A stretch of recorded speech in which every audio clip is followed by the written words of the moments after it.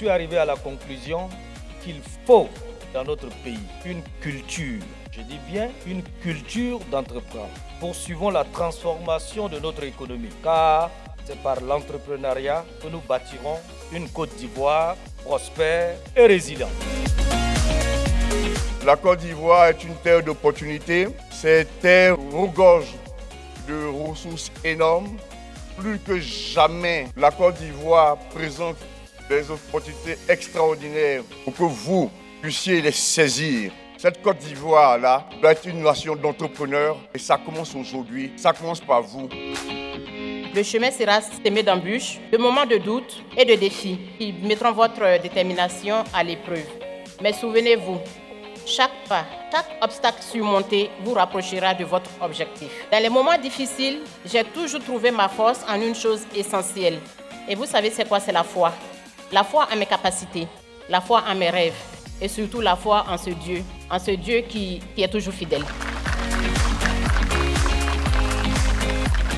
Chers étudiants, au regard de la qualité et du prestige des intervenants, vous avez une chance unique de comprendre les tenants et les aboutissants d'un secteur majeur de l'économie locale. Saisissez parfaitement l'occasion pour en savoir plus, obtenir des acquis et développer votre niveau de connaissance. Le souhait de la Fondation Keidan est qu'au sortir de cette 8e édition, nous ayons des capitaines et des champions nationaux dans les secteurs des ressources extractives et minières, afin que la Côte d'Ivoire, qui entend devenir davantage un hub minier, pétrolier et énergétique, puisse compter avec et sur vous. Vive le CIREX! Le contenu local est une opportunité inouïe que nous offre le gouvernement ivoirien. Mais pour cela, il faut être prêt.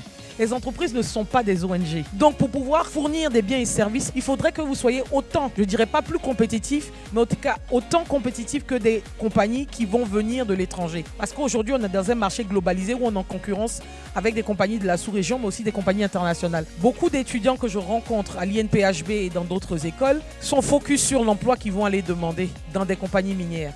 Mais aujourd'hui, on parle d'orpaillage illégal qui a des effets négatifs sur l'environnement, etc. Et on se dit que s'il y avait plus d'étudiants ou de personnes qui ont étudié dans ces domaines-là, il va avoir une exploitation minière beaucoup plus écologiquement responsable. Donc c'est le lieu aussi de dire qu'il y a aussi des grosses opportunités dans l'exploitation minière artisanale et semi-industrielle.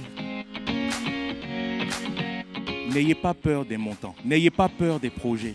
Les compétences dont vous parliez tout à l'heure, je pense que déjà vous êtes sur la bonne voie. Le parcours académique que vous avez, c'est déjà la base. Et le reste, c'est de l'audace. Vous savez, l'entrepreneuriat, c'est un outil puissant pour lutter contre le chômage des jeunes.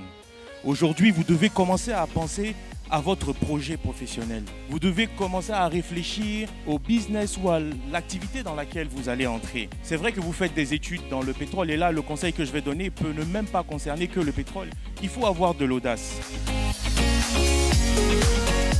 Quand l'entreprise a été créée en 1994 par mon père, c'était le premier Ivoirien qui se lançait dans la distribution de carburant. Et c'est cette foi-là et cette vision de savoir qu'en travaillant, quand on a une compétence avérée, on peut y arriver. Là, c'est quelque chose sur lequel je continue de travailler, c'est-à-dire qu'à chaque fois qu'il y a un nouveau projet, une nouvelle opportunité, il faut y croire, il faut y travailler et puis surtout, il faut avoir une vision claire de là où on veut aller.